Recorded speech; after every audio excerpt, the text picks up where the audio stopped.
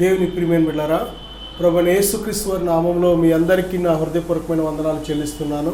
ప్రతిరోజు ఇదే సమయానికి ఇదే ఛానల్లో తప్పనిసరిగా ఈ ఆదరణ అనే కార్యక్రమం ద్వారా దేవుని వాక్యాన్ని ఆలకించండి, దైవాశీర్వాదాలు పొందండి. అలాగే మీ ప్రార్థన అవసరతలు ఉంటే మాకు కూడా తెలియచేయండి, మేము మీకోసం ప్రార్థిస్తాం.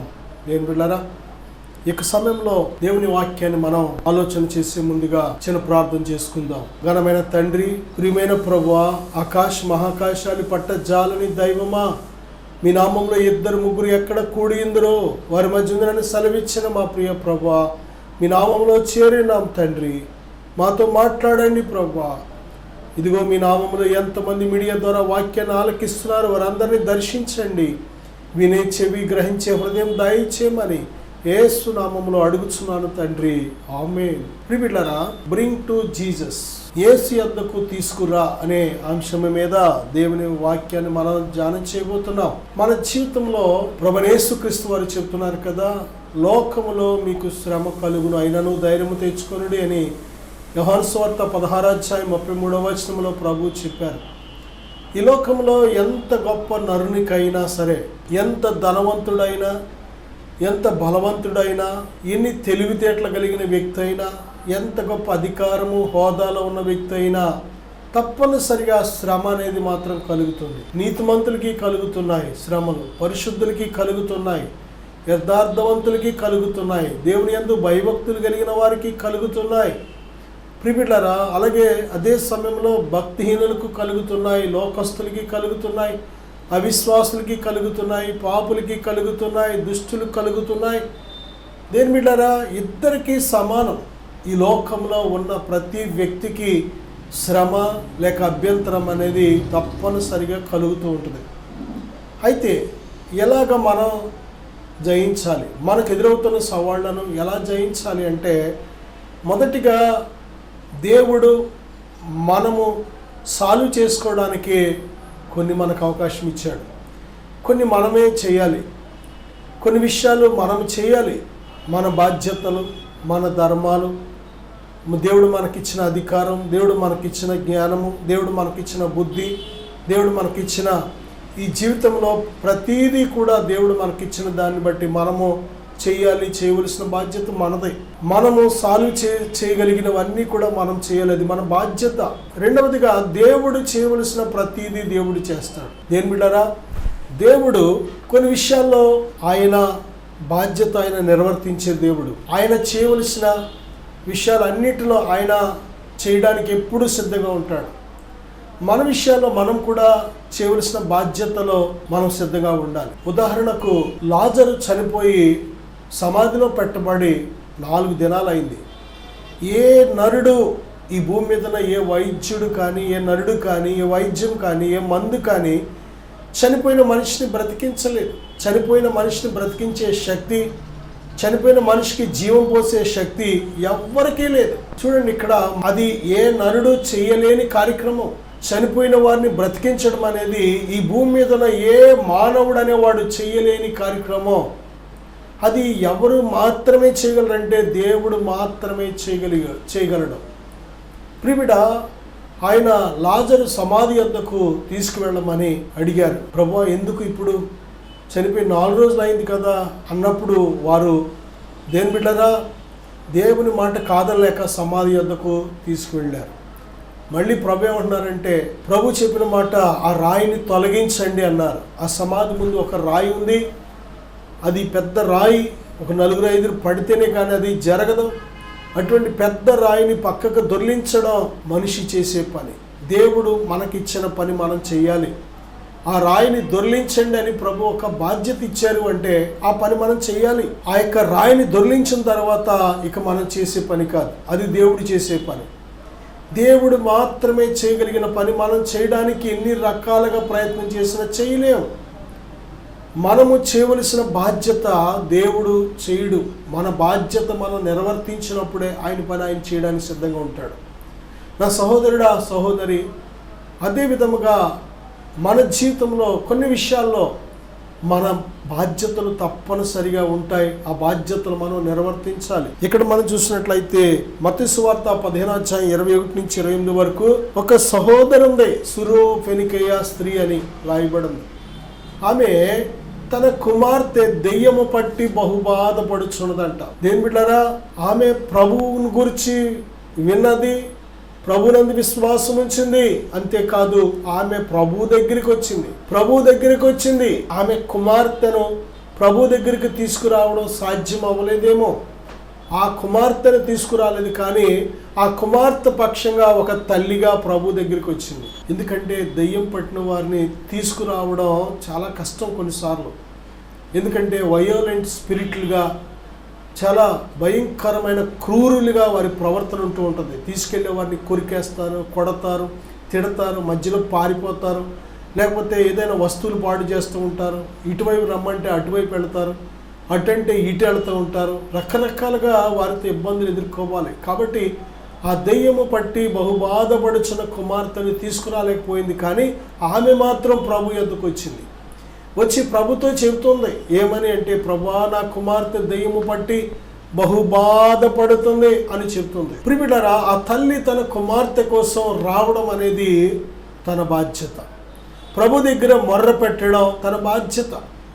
దేవుని యొద్దకు రావడం, దేవుని దగ్గర మొర్ర పెట్టడం, దేవుని యొద్దకు తీసుకురావడం. నీకున్న సమస్య, నీకున్న సవాళ్ళు, నీకున్న భారాలు, నీకున్న ఇబ్బందులు, నీకున్న ఇరుకులు, నువ్వు ఎదుర్కొంటున్న ప్రతి పరిస్థితిని ప్రభువు దగ్గరికి తీసుకురావడం, ప్రభుతో చెప్పడం అనేది నీ బాధ్యత.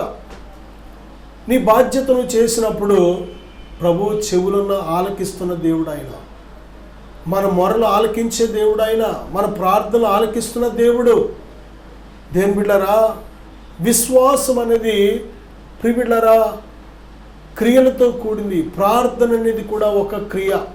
నీలో ప్రభు స్వస్థపరచగలడు, ప్రభు నీకు సహాయం చేయగలడు, ప్రభు నిన్ను లేవనెత్తగలడు, ప్రభు నీకు జవాబు ఇవ్వగలడు అనే విశ్వాసం నీలో ఉన్నట్లయితే, ఆ యొక్క విశ్వాసానికి తగిన క్రియ ఏమిటంటే ప్రభు దగ్గరికి వచ్చి ప్రార్థన చేయడం. ప్రార్థన అనేది విశ్వాసపు క్రియలలో ఒక క్రియది. ప్రిమిడ ప్రభు దగ్గర ఎప్పుడైతే ఆమె మొర్ర పెట్టడం జరిగిందో ప్రభు ఆలకించారు. అక్కడ ఒక చక్కటి సంభాషణ మనం చూస్తున్నాం.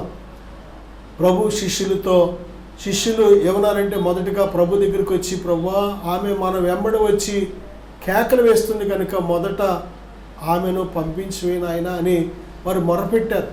ప్రభు అన్నమాట, నేను నశించిన ఇశ్రాయేలు యొద్దకే కానీ నేను మరి ఎవరి యొద్దకు పంపబడలేదని ప్రభు చెప్పారు. ఆమె ఈ మాట విని ఇంకా కేకలేసి గోజాడుతూ, అరుస్తూ, ఏడుస్తూ మొరపెడుతుంది. అప్పుడు ప్రభు అన్న మాట, అమ్మా, పిల్లల రొట్టె తీసుకొని కుక్క పిల్లలకు వేయుట యుక్తము కాదు అన్నారు. అంటే చూడండి దేని బిడ్డలారా, విశ్వాసం ఒక్కోసారి పరీక్ష ఎదుర్కొంటూ ఉంటుంది. ఆమె పెద్ద వయసు ఆవిడ, పిల్లలు కూడా ఉన్నారు. అంత పెద్ద వయసు ఆవిడని కుక్క అనే పోల్చేటప్పుడు వెంటనే ఆమె చిన్నబుచ్చుకోవాలి, లేకపోతే కోపపడాలి. ఆమె రియాక్షన్ లోకస్తురాలుగా అయితే, అవిశ్వాసురాలుగా ఉన్నట్లయితే ఆమె రియాక్షన్ వేరేగా ఉండేది. కానీ ఆమె ఆ మాట విని ప్రభు దగ్గర ఆమె చెప్పింది ఏంటంటే, అవును ప్రభువా, కుక్క పిల్లలు కూడా తమ యజమానుల బల్ల మీద నుండి పడు రొట్టె ముక్కలు తినును కదా అంది. ఎప్పుడైతే ఆ మాట అందో ప్రభు వెంటనే ఆమె వైపు తిరిగి, అమ్మా, నీ విశ్వాసము గొప్పది, నీవు కోరినట్టే నీకు అవునుగాకని చెప్పగానే ఆమె విశ్వాసముతో వెళ్ళిపోయింది. వెళ్ళి చూడగానే ఆమె కుమార్తె ఇంటి దగ్గర బాగుపడిపోయింది. దెయ్యము వెళ్ళిపోయి ఉండడం ఆమె చూసింది. దేని బిడ్డరా, నీకున్న సమస్యను ప్రభు యొద్దకు తీసుకొస్తున్నప్పుడు, నీకున్న సవాళ్లను ప్రభు యొద్దకు తీసుకొస్తున్నప్పుడు, ప్రభు దగ్గర నువ్వు మొర్ర పెడుతున్నప్పుడు, దేవుడు మొర్రలు ఆలకించే దేవుడు, మన ప్రార్థనలకు జవాబిచ్చే దేవుడు, విశ్వాస సహితమైన ప్రార్థనకు దేవుడు స్పందించే దేవుడు. ఆయన చిత్తానుసారముగా ఏది అడిగినా ఇవ్వడానికి సిద్ధంగా ఉన్న దేవుడు. ప్రభు యొద్దకు తేవడం అనేది, ప్రభు దగ్గర మన సమస్యను చెప్పడం అనేది మన బాధ్యత. మనకు జవాబు ఇవ్వలేని వారి యొద్దకు వెళ్ళి మొరపెడుతూ ఉంటాం. Time waste. మనకేమాత్రం సహాయం చేయలేని వాటి వద్దకు వెళ్ళి చాలా టైం వేస్ట్ చేస్తూ ఉంటాం. దేని బిడ్డారా, మనకున్న సమస్యలు ఇతరులతో చెబితే పోవు. అంతేకాదు మన సమస్య ఇంకా పెద్దదవుతూ ఉంటుంది, ఇంకా క్రొత్త సమస్యలు వస్తూ ఉంటాయి. మన కుటుంబాల్లో కానీ మన వ్యక్తిగత జీవితాల్లో కానీ ఏదైనా ఒక సమస్య వచ్చిందనుకోండి, ఆ సమస్య కోసం ఆ సమస్య ఎలా జరిగింది అమ్మా ఎలా అని తల్లితో చెప్పినా, భర్తతో చెప్పినా, భార్యతో చెప్పినా, పిల్లలతో చెప్పినా, రక్త సంబంధంతో చెప్పినా, ఇరుగు పొరుగు వారితో చెప్పినా ఆ సమస్య ఇంకా క్రొత్త సమస్యలను యాడ్ చేస్తూ ఉంటుంది. కానీ ఆ సమస్యకు జవాబిచ్చే దేవుడు, పరిష్కారం చేసే దేవుడు ప్రభువైన యేసుక్రీస్తు వారి యొద్దకు ఎప్పుడైతే నువ్వు వస్తావో దేవుడు ప్రార్థన ఆలకించే దేవుడు. ఆయన విశ్వాసముతో నువ్వు ప్రార్థిస్తే విశ్వాస సహితమైన ప్రార్థనకు స్పందించి జవాబిచ్చే దేవుడు, గొప్ప కార్యాలు చేసే దేవుడు. నీతిమంతుని ప్రార్థన బహుబలమైనది. నీతిమంతుల ప్రార్థన ఆలకించే దేవుడు, యథార్థవంతుల ప్రార్థన ఆలకించే దేవుడు, ఆయన యందు భయభక్తులు కలిగిన వారి ప్రార్థన ఆలకించే దేవుడు, ఆయనను ప్రేమిస్తున్న వారి ప్రార్థన ఆలకించే దేవుడు. ప్రార్థన ఆలకించే దేవుడు ఉన్నాడు అనే విషయం మరిచిపోవద్దు. నా సహోదరుడా, సహోదరి, నీకున్న అవసరతలు, నీకున్న అక్కర్లు బట్టి నువ్వు చేయవలసిన పని ఏంటంటే వాటిని ప్రభు యొద్దకు తీసుకురావాలి. ప్రభు యొద్దకు తీసుకురావడం అంటే మందిరానికి కాదు, లేకపోతే దేని బిడ్డారా మనుషుల యొద్దకు కాదు, లేకపోతే సేవకుల యొద్దకు కాదు. దాని అర్థం ఏంటో తెలుసా? నీవు ప్రభు యొద్దకు రావడం, ప్రభు యొద్దకు తీసుకురావడం అంటే ఉన్న పడంగా ముందు మోకరించి నువ్వు ప్రభు యొద్దకు వెళ్ళాలి. అది గదిలో ప్రార్థిస్తావా, హాల్లో ప్రార్థిస్తావా, చర్చిలో ప్రార్థిస్తావా, రోడ్డు మీద ప్రార్థిస్తావా, నువ్వు ఎక్కడ ప్రార్థిస్తావో అది నీ అనుకూలత. నీ హృదయంలో మొట్టమొదట నీ మనసులో ప్రభు యొద్దకు తీసుకురావాలి. నీ దేహము దేవుని దేవాలయం. నీ హృదయంలో ప్రభువారు నివసిస్తున్నారు. కాబట్టి నీ హృదయంలో మొట్టమొదట ప్రభు యొద్దకు ఏం చేయాలంటే, ప్రభువా ఇదిగో నా సమస్య, నా కుమార్తె దెయ్యము పట్టి బహు బాధపడుతుంది, నాకు సహాయం చే ప్రభువా అన్నప్పుడు దేవుడు నీ విశ్వాసాన్ని చూస్తున్నాడు. ఆమె విశ్వాసం దేవుని దృష్టిలో చాలా దేవునికి నచ్చింది. దేవుని చేత గొప్ప జవాబును ఇచ్చే విధంగా ఉంది. వెంటనే ప్రభువు ఆమెకు జవాబిచ్చాడు. అమ్మా, నీ విశ్వాసము గొప్పది, నీవు కోరినట్టే నీకు అవునుగా కనగానే ఆమె కుమార్తె ఆ క్షణములోనే పడింది.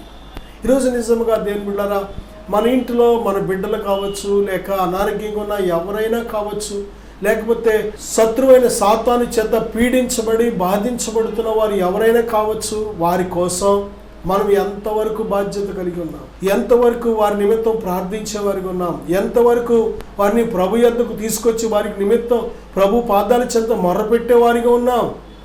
ఏనాడైనా బిడ్డల కోసం ప్రార్థించే తల్లిగా, తండ్రిగా నువ్వు ఉన్నావా?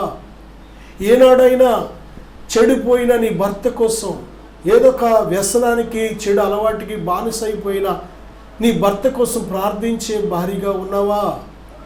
నీ భార్య కోసం ప్రార్థించే భర్తగా నువ్వు ఉన్నావా? కొన్నిసార్లు భార్య బలహీనరాలుగా ఉంటే, తన యొక్క ఏదైనా సరే దేని బిడ్డ నీ దృష్టిలో ఒకవేళ నీకు ఇబ్బందికరంగా ఉంటే నీ భార్య నిమిత్తము ప్రార్థించే భర్తగా నువ్వు ఉన్నావా?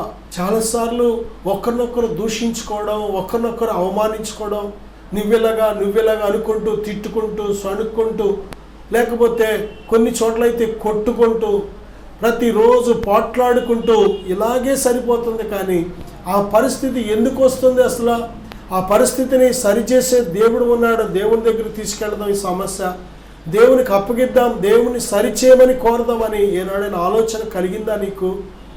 ప్రియబిడ్డ, ఈ లోకంలో ఉన్నాం మనం. లోకంలో పర్ఫెక్ట్ మనిషి ఎవ్వడం లేడు, సంపూర్ణమైన మానవుడు ఎవ్వడం లేడు. మనం బ్రతికినంత కాలం సంపూర్ణత అనేది జీవిస్తేనే కానీ, చివరి వరకు కూడా దేవుని కోసం నిలబడితేనే కానీ సంపూర్ణం కాలేం.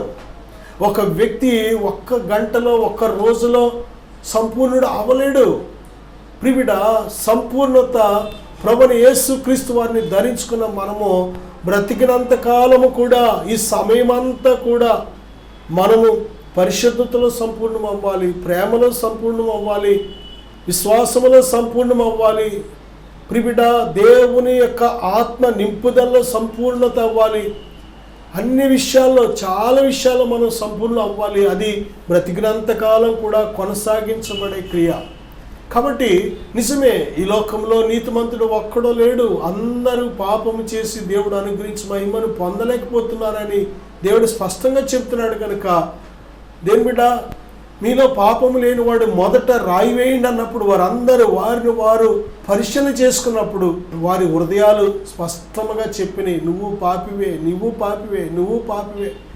ఈ రాయి వేయడానికి, ఆమె మీద నువ్వు రాయి వేయడానికి నీకు అర్హత లేదు, నీకు అసలు అర్హత లేదు, నీకు యోగ్యత లేదని వారి మనస్సాక్షులు ఎప్పుడైతే వారిని గద్దించినాయో వారు వెంటనే రాళ్ళు అక్కడే పడేసి వెళ్ళిపోయారు.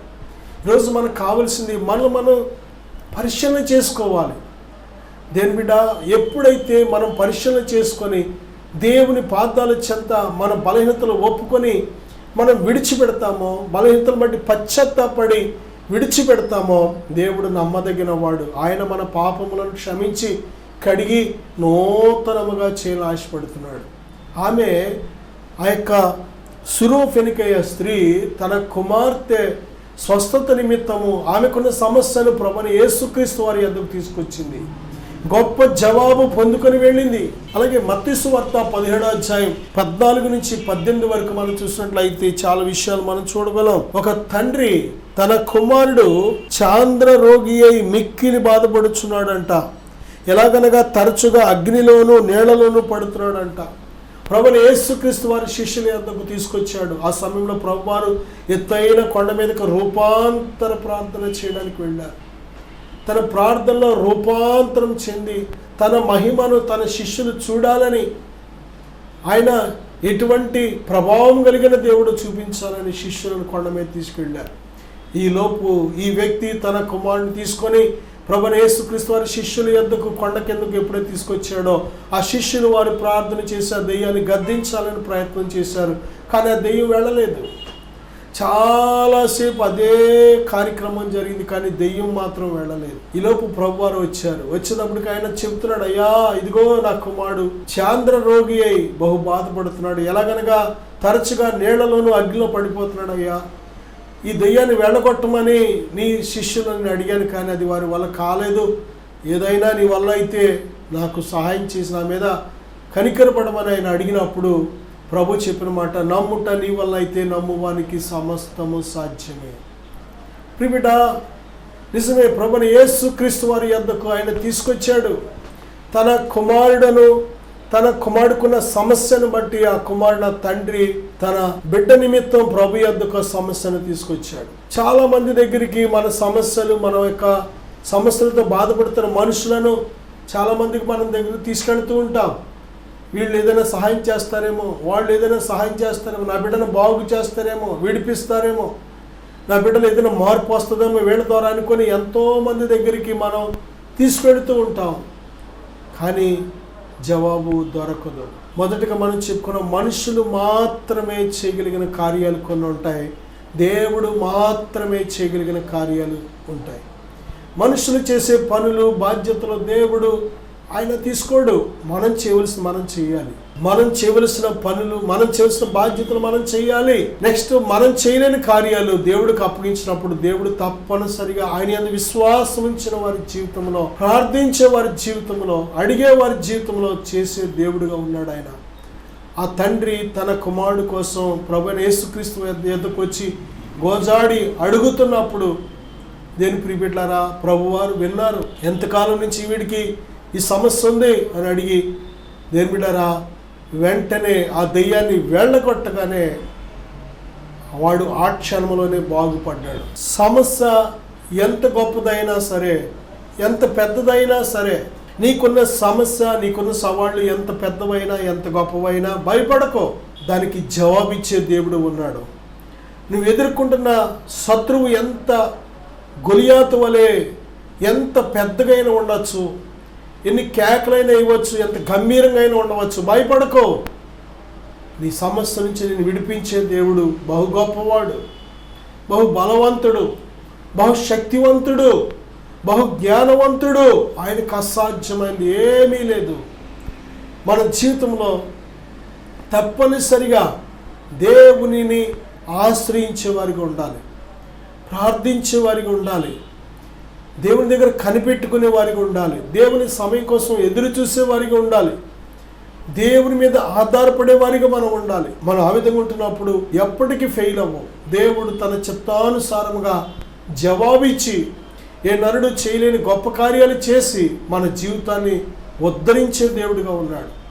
ప్రభువైన యేసుక్రీస్తునందు ఎప్పుడైతే ఆయన విశ్వాసం ఉంచి ప్రభుకు అప్పగించాడో తన బిడ్డను, వెంటనే ప్రభు బాగు చేసి తన బిడ్డను తనకు అప్పగించాడు. మూడోదిగా మనం చూస్తే మత్తయి సువార్త 8వ అధ్యాయం 5 నుంచి 13 వరకు మనం చూస్తే, ఒక యజమానుడు ఉన్నాడు, తన దాసుని కోసం వచ్చాడు. నా దాసుడు పక్షవాయువుతో మిగుల బాధపడుచు ఇంటిలో పడి ఉన్నాడయ్యా అని ప్రభు యొద్దకు తనకున్న సమస్యను తీసుకొచ్చాడు. ఇలాంటి యజమానులు ఎక్కడో 100కో 1,00,00,000 ఒక్కరు ఉంటారేమో. వారి దగ్గర పనిచేసే దాసుల కోసం, వారి క్షేమం కోసం, వారు బాగుపడాలని అంత ప్రేమ కలిగి అంత బాధ్యత కలిగిన వారు ఎక్కడో కానీ ఉండరు. యజమానులు మనం డబ్బులు ఇస్తున్నాం, వారు పని చేస్తున్నారు అంతవరకే అనే ఉద్దేశంతోనే ఉంటారు. ఏ రోజు పని చేస్తే ఆ రోజు డబ్బులు ఇస్తారు. అలాగని రెండో రోజు పని చేయలేకపోయాను అని వారేం డబ్బులు ఇవ్వరు. పని చేస్తున్నాం, డబ్బులు ఇస్తారు. వాడి దృష్టిలో ఏంటంటే వాడు మనకే పని చేసాడు, నేను డబ్బులు ఇచ్చేసాను, అదే ఉద్దేశంతో ఉంటారు. ఆ పని అయిపోయిన తర్వాత దాసుడికి యజమానికి సంబంధం అనేది ఉండదు. దాసుడు ఎన్ని కష్టాల్లో ఉన్నా సరే వాడు కష్టపడితేనే వాడికి డబ్బు. యజమానుడు అంతే. యజమానుడు కూడా వాడికి దగ్గర డబ్బు ఉంటేనే పని చేయించుకోగలుగుతాడు. అయ్యో ఇందరు డబ్బు లేదు అయినా సరే పని చేద్దామని ఎవడో ఏ దాసుడు వెళ్ళలేడు, చేయలేడు. దాసునికి యజమానికి ఉన్న రిలేషన్ అటువంటిది.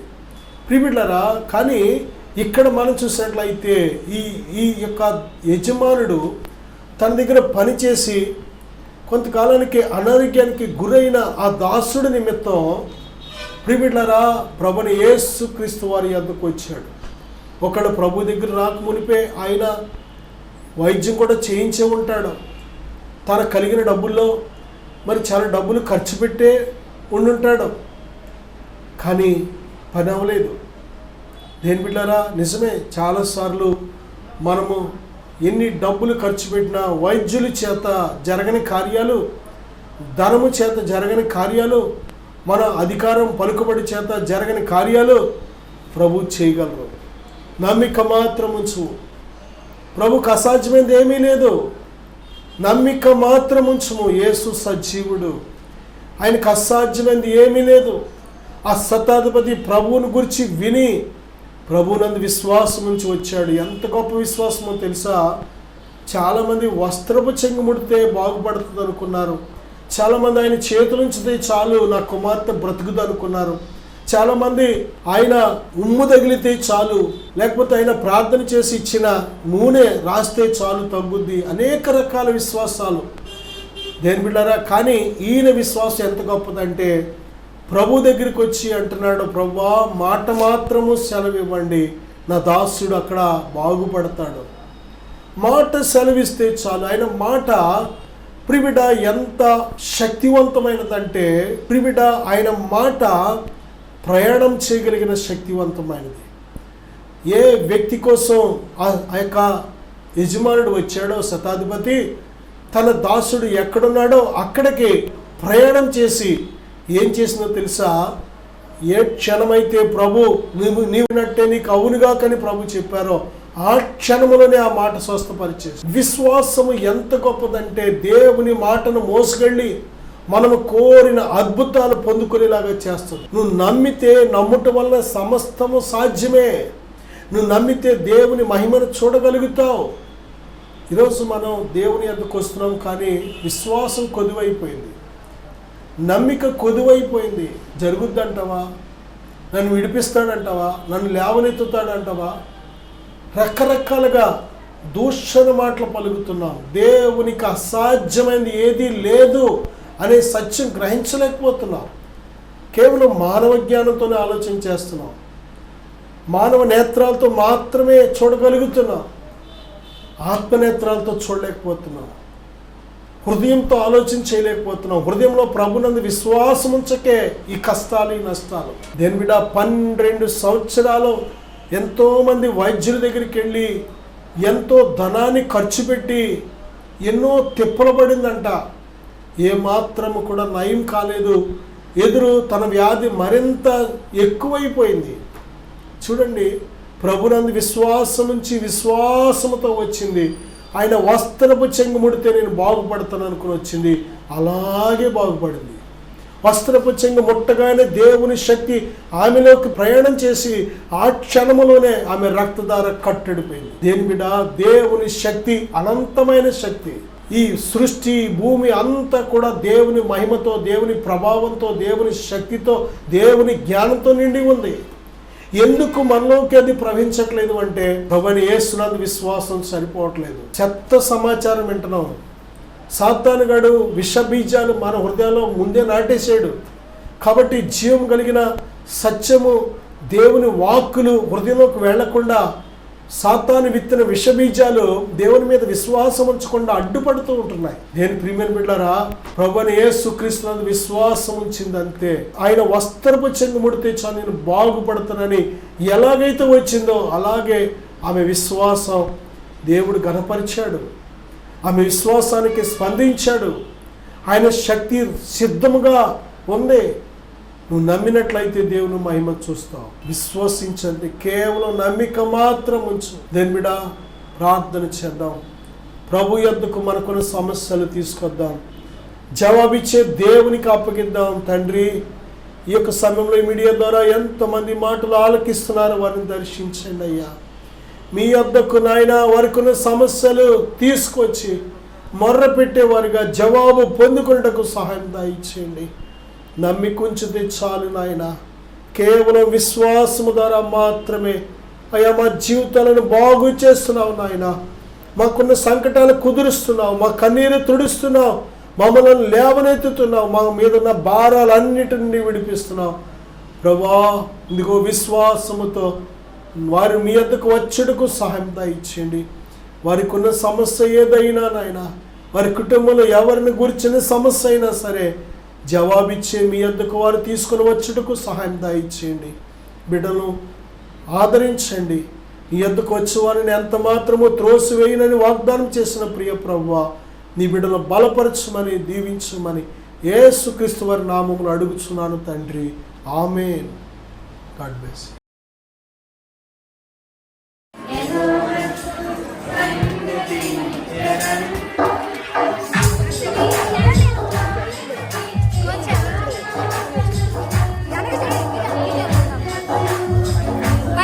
పైకి లేపండి.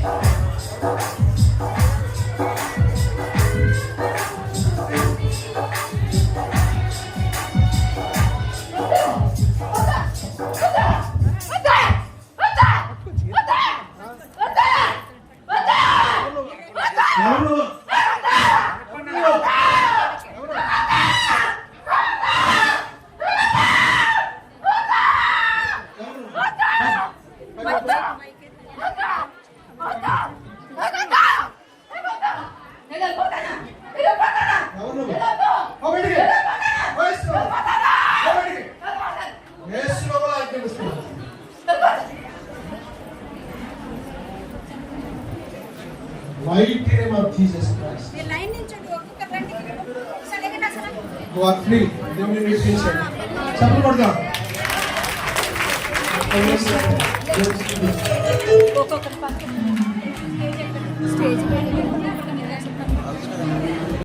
దేవుడు పెట్ట మీ అందరికీ వందనాలండి. అయ్యగారు అందరికీ వందనాలు. సభ్యతలు అందరికీ వందనాలండి. 3 వారాల క్రితం శుక్రవారం నాడు నేను అయితే సంస్థను బట్టి చాలా ఆదాయంతో బాధలతో ఎన్నో హాస్పిటల్ తిరిగాను, ఎన్నో ఇది చేసాను. కానీ నాలో ఉన్న ఆరోగ్యం అయితే మరి ఇది అవ్వలేదు.